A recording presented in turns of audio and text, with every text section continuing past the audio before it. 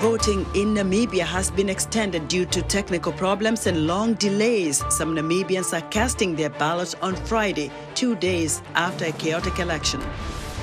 Kenya aims to provide health care to vulnerable mobile populations and stop the spread of diseases across borders in Africa for long-distance drivers and commercial sex workers. And U.S. President-elect Donald Trump is set to nominate Robert F. Kennedy Jr. to lead the Health and Human Services Department. All this and much more coming up on today's Africa 54.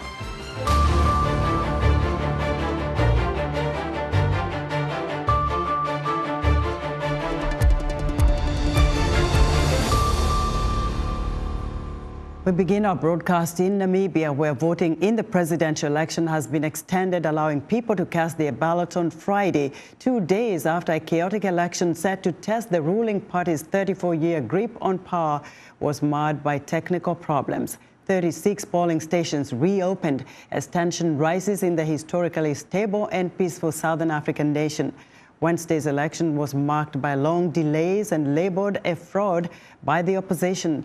Some people waited 12 hours in line to vote in presidential and legislative polls, billed as the toughest yet for the Southwest Africa People's Organization Party that has been in power since Namibia's 1990 independence from South Africa. Wednesday's queues were caused by many issues, including problems with tablets used to register voters and shortages of ballots. A clinic initiative in Kenya aims to provide health care to vulnerable mobile populations. Juma Majanga reports from the transit town of Mlolongo. It's a beehive of activity at this health facility, made of converted shipping containers in the middle of Mlolongo, Kenya, a town on the busy Nairobi-Mombasa highway. It's one of 7 such clinics located in transit towns along the Northern Corridor Highway in Kenya and 50 others across Eastern and Southern Africa. The clinics are run by the non-profit North Star Alliance. They offer healthcare to mobile populations like truck drivers and sex workers and communities that interact with them. As they move, again, the access to quality healthcare services reduces, and that's why we have to target them and bring those services closer to them so that they are able to actually help in reducing that chain of transmission or cutting off that chain of transmission. Kenya's Ministry of Health says long-distance truck drivers and sex workers have a high prevalence of HIV and other sexually transmitted diseases. 75-year-old Patrick has been a truck driver for nearly 5 decades. We are not using his real name because he wishes to remain anonymous. Patrick says he tested positive for HIV after a work trip in Botswana. He had trouble accessing his medication in some foreign countries. But now, thanks to the network of North Star Alliance clinics, he is able to get his medications across borders. Now I can just walk into any of their clinics with my card, and once I show them, they look at it and identify my type of medicine, and they give it to me. If it is 4 or 5, they know my prescription. Catherine Wanja, a sex worker and peer educator in Mlolongo town, tells VOA that truck drivers are their best clients because they are well sensitized on preventive measures. Truck drivers have their own families, so we have to use the protection to protect me and the client, to protect his family. To increase the reach, North Star carries out outreach services in collaboration with the communities. Eunice Mwikali runs a guest house and bar business in the area. She says the partnership between businesses like hers and the health facility has helped educate clients who are mostly truck drivers and sex workers. For example, we advise them to use condoms, that is for protection. So we advise them to come to North Star because we have linked with them and they're offering free services. And if they're infected, we also tell them if they forgot their drugs to come to North Star, they can refill their drugs at any particular point. North Star says it provided health services to more than 180,000 patients in the region in 2022, majority being drivers and commercial sex workers. Juma Majanga, VOA News, Mlolongo, Kenya. U.S. President-elect Donald Trump says he intends to nominate Robert F. Kennedy Jr. to lead the U.S. Department of Health and Human Services. Kennedy disagrees with much of the scientific community on subjects including vaccines and HIV/AIDS. VOA's Anita Powell has our story. President-elect Donald Trump's message to his pick for top health advisor was simple. Go wild, he said, at a rally just before the election. I'm going to let him go wild on health. I'm going to let him go wild on the food. I'm going to let him go wild on medicines. Kennedy's room to go wild at the Department of Health and Human Services includes the nation's public health agencies and its medical research, along with government-funded health insurance for more than 140 million people. Don't we deserve a president of the United States that's going to make America healthy again? Kennedy is an environmental lawyer. His uncle was former President John F. Kennedy, and his father was former Attorney General Robert F. Kennedy. He ran for president this year as an independent candidate, quitting a Democratic Party that he said his father and uncle would not recognize, in part because of what he says are the party's ties to large pharmaceutical companies. It has become the party of censorship. It's become the party of big pharma. During the coronavirus pandemic, Kennedy backed false claims that included links between vaccines and autism, and the existence of a U.S. government conspiracy to use COVID vaccines to experiment on Black and Hispanic Americans. Kennedy says he is not against all vaccines, but he does not want them to be mandatory. Anybody who wants to take a vaccine, I'm not going to get in their way. If you want a vaccine, or if you want to vaccinate your children, those vaccines will be available. The World Health Organization calls vaccines a global success story that have saved millions of lives, a stance the UN body repeated shortly after Trump announced his intention to nominate Kennedy to the top health post. Vaccines are the reason so many more of us have survived to adulthood than we ever did before. They are so effective that they're almost a victim of their success. Kennedy's vaccine skepticism could affect whether insurance companies continue to cover them, says former Biden administration coronavirus response coordinator Dr. Ashish Jha. RFK Jr. has demonstrated, I think, over decades that he doesn't understand the basics of scientific thinking and of rigorous analysis. He says things that are just flatly wrong, and he peddles in conspiracy theories. Public health advocates have expressed concerns about Kennedy's views that HIV does not cause AIDS and that fluoride should be removed from U.S. drinking water. House Republican leader Mike Johnson says Trump and his cabinet have a mandate to shake things up. The status quo is not working for the American people. And so these are persons who will go in and bring real reform, a significant reform to the agencies that they lead. If confirmed, Kennedy would head an agency of more than 80,000 employees across the United States and around the world, with a budget of $1.7 trillion. Anita Powell, VOA News, Washington.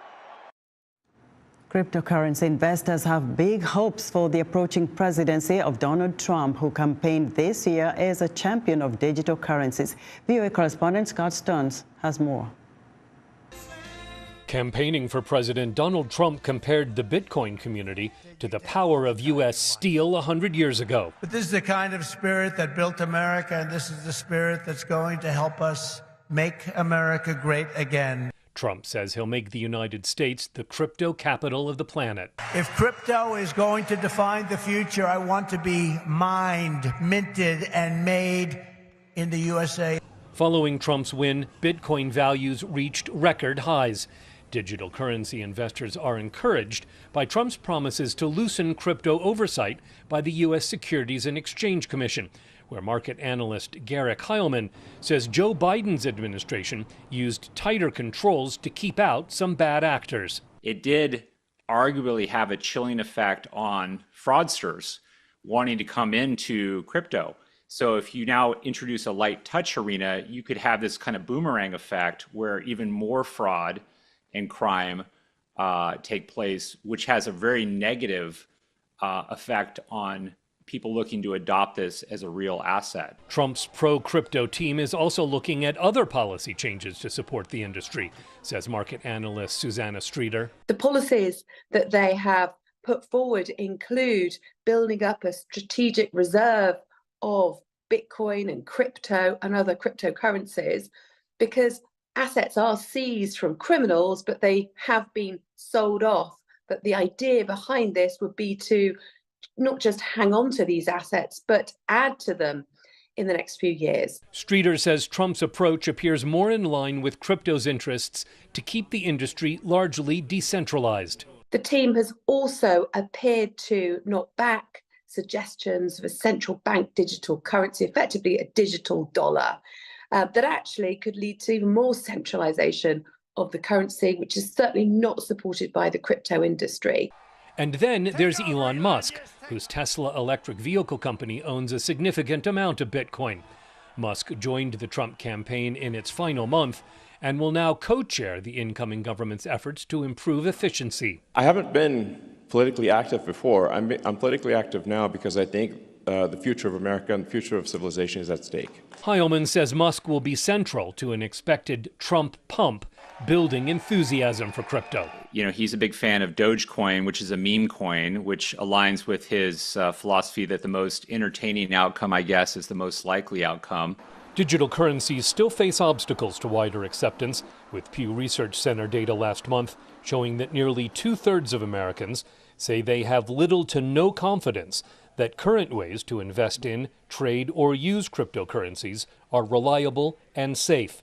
Scott Stearns, VOA News. The Pan-African Lawyers Union, the Cyrus Al Vance Center for International Justice, and the Africa End Sexual Harassment Initiative recently held a special 2-day virtual event to launch a new report, an initiative addressing workplace sexual harassment in sub-Saharan Africa titled Equal Protections in Law and Practice, Unifying Africa to End Sexual Harassment.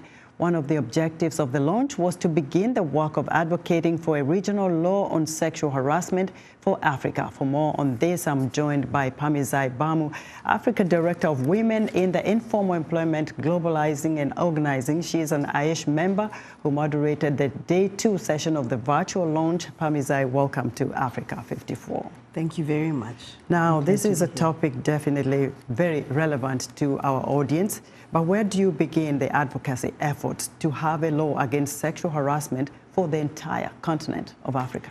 Well, where we begin is really with the report itself, because this report covers 22 countries and 22 African countries, looking at what the legal framework is with regard to sexual harassment. How many countries actually have laws? Do they require organizations, institutions to have policies? And we see very clearly that there are very, very weak legal frameworks. There are very, very weak protections, very weak mechanisms. Many of the countries don't have much on the ground. So we're seeing that there's a need for us not just to look at individual countries, but to come together and have a regional approach. Now, what's your advice to someone high up in the ranks who is actually afraid to tell someone else she is going through sexual harassment, perhaps from her supervisor, her boss, her employer?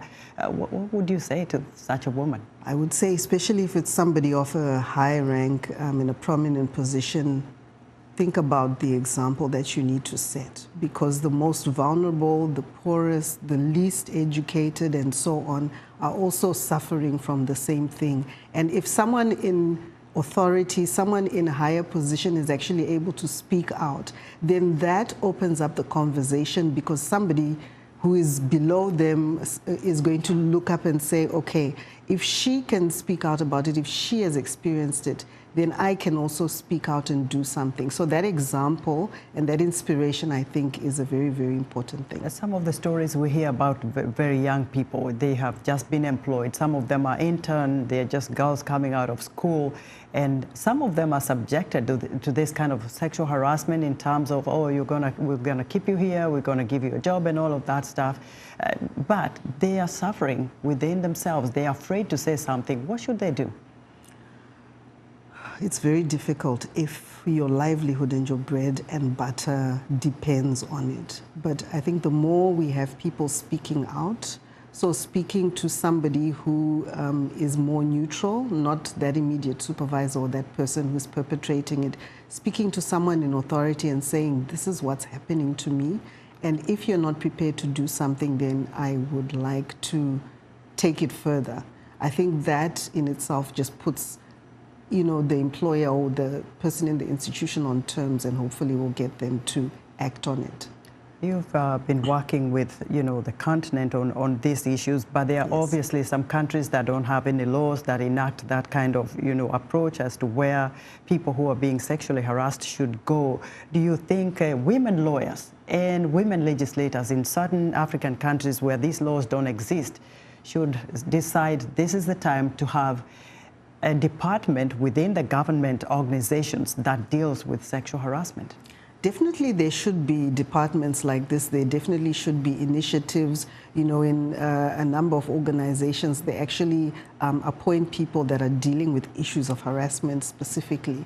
But I think it's also important to make sure that that is grounded by number one, having legislation. So they should, as lawyers and as parliamentarians, push for laws to be in place and also push for institutions to have policies, so organizations, companies, and so on, to have policies that actually recognize it and allow for complaints and action to be taken and for consequences for the perpetrators. And if anyone listening, watching would like to reach out to you, how do they do that? Okay, so they can get in touch with PALU, which is the Pan-African Lawyers Union, as well as AYESHI. AYESHI is on Twitter, it's on LinkedIn, and it has a website. The contact details are there, and also with the Cyrus R. Vance Center for International Justice. They're all online and on social media. Thank you. Phamizai, thank you so much for talking to us. Phamizai Bamu is Africa Director of WIGO. We're excited to hear what you think about Africa 54 and all our VOA Africa programs on our website at voaafrica.com. Still to come in our entertainment report, US-based Nigerian singer Gogwe performs one of her newest singles right here at VOA. Stay with us. Thanks to medical advancements, AIDS is no longer one of the top 10 global causes of death, according to the World Health Organization. However, it continues to be one of the world's most serious health and development challenges. UNAIDS says close to 40 million people are living with HIV, and more than half of them are in Eastern and Southern Africa. On this week's edition of Our Voices, we will take a deeper look into the status of HIV/AIDS and its spread in sub-Saharan Africa. We will discuss how societal inequalities contribute to HIV prevalence and whether Africa is on the right track to end AIDS by 2030. Join the conversation each week right here on Our Voices. You're watching VOA's Red Carpet. My name is Jackson Vunganyi. Thank you so much for joining us each week right here on Red Carpet. We bring you the latest in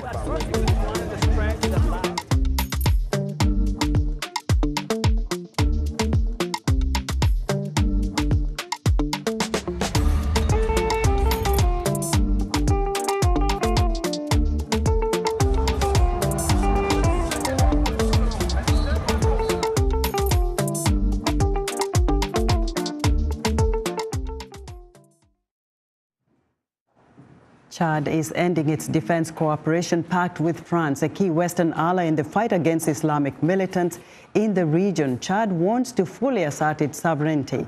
The foreign ministry says the decision to end the defense cooperation agreement, revised in 2019, will enable it to redefine its strategic partnerships.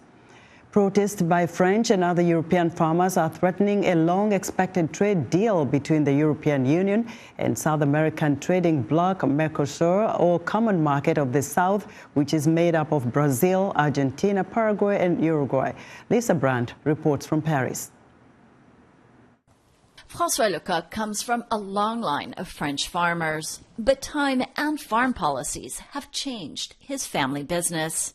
When cattle raising got too expensive, he began renting stables to horse owners. He follows complicated farming regulations for his crops that include barley and wheat.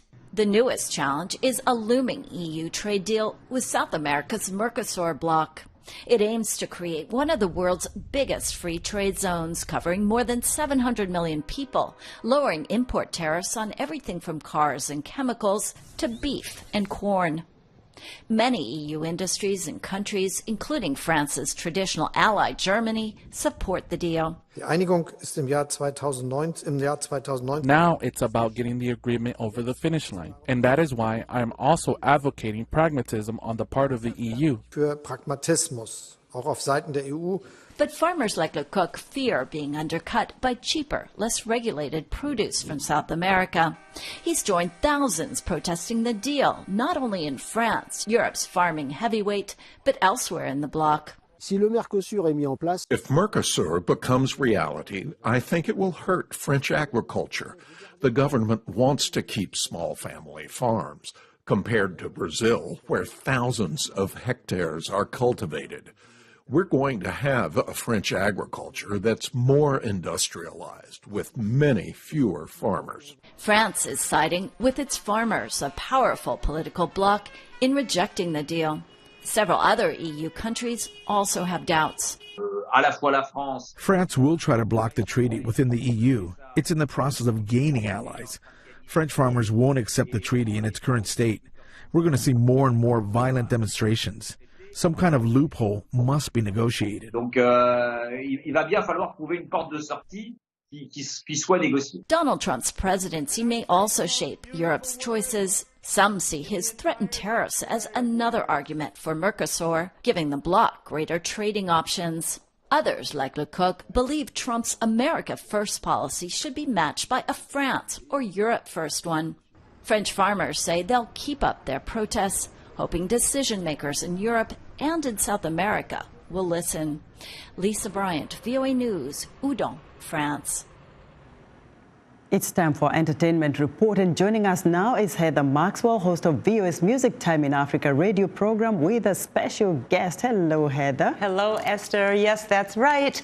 Go-Go-Way is in the house to perform for us. Welcome, Go-Go-Way, to Friday Entertainment on Africa 54. Thank you. How are you feeling? I'm feeling great, excited. Good. Excellent. Yeah. Would you introduce the guys you've got here? Yes. So to my left here is Olisa, my brother, younger brother, and this is Uncle Femi, the guitar player. And all of you are based here, but you're all from Nigeria. Yes. Okay. Well, are you ready to perform something? What are you going to do? So I'm going to sing Aura, in brackets, Igbo Badi. Okay. Yeah. All right. Ready? Yes.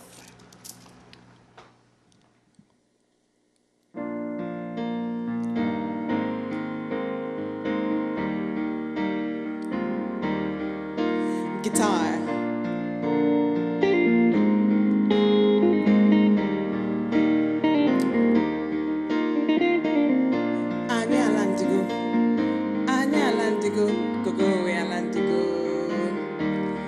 If I start to talk, them go, begin talk, say I'm always talking things. I do not make the rules, oh, be go bar, so boom, I don't bad, boom, body, face card like Bianca, never to be caught on fly, brain card like Iwela, everybody on their grind, nobody left behind, break the rules, redefined, can't replicate it, mystified. Aura for aura, baby, we never fail the vibe check. All my girls are ballers and we all about that check. Bigo, play me the melody that's good to my soul. Guitar.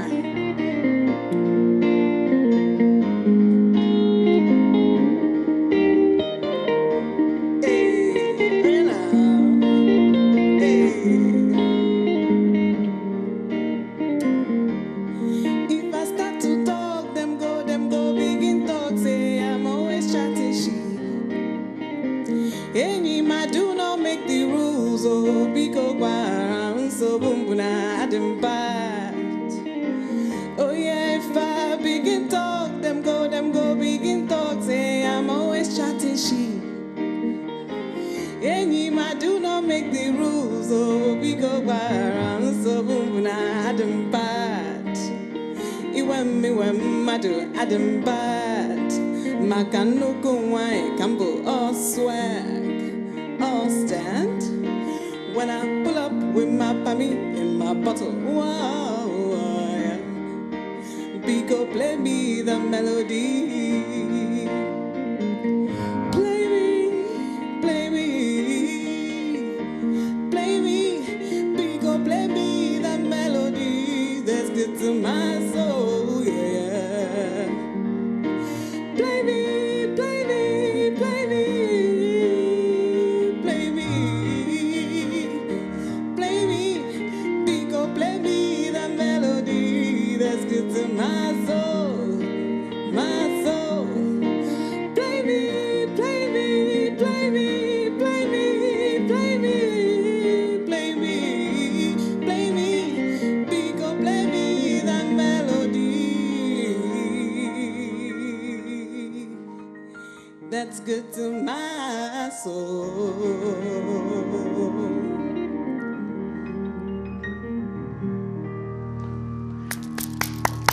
Bravo! Beautiful. That is just lovely. Thank you. So did you write that song? I did, yes. You did? Yeah. And what about the other songs? I know you have several singles. Do you have an album? Not yet. Not It's yet. in the You're, making. you're an Yes. independent artist. Yes. So yes. what about the other songs? Are you singing and writing all of them? Yeah, I do most of the singing and writing and Yeah. producing, Okay. but with a lot of help musically, obviously, Yeah. from my brother Yeah. and Uncle Femi here. Yeah. I have a question for your brother. You can Yes. answer it, though, because he doesn't have a microphone. Okay. But it sounds like he plays in church sometimes. Am I right? You've got the chops for that. It sounds like, do you sing with him sometimes in church? So, like, no, we go to different churches. Okay. But, like, at home, we're always singing. Ever since we were younger, like, we were just always, you know, causing a storm. Really? Yeah. Now, did the rest of the family also perform and sing around, or just you guys? So my dad put us in piano lessons, all four of us. Oh. And then just both of us picked it up. And so the other two were just like, nah, please, not doing it. Can I hear something other than piano and singing? But we were just always doing it. Wow, that's Yeah. amazing. So tell us about the rest of your music. Yeah. How can people listen to you? You're an independent artist, so you're not assigned to a big label. No. But you're on Spotify. Yes. What else? Spotify, YouTube, Apple Music, Instagram, Twitter, everything. You can find me at Gogowe Music. And I represent the Igbo Baddies. Igbo Baddies. Thank you so much. It was Thank beautiful, you. beautiful, It was very beautiful. nice. All right, Yeah. that's it for Entertainment Fridays. Esther, back to you. You want to play a little bit to usher Esther out? All right. The music is on, so we've been listening to the wonderful sounds of Gogwe. Good night from all of us in Washington.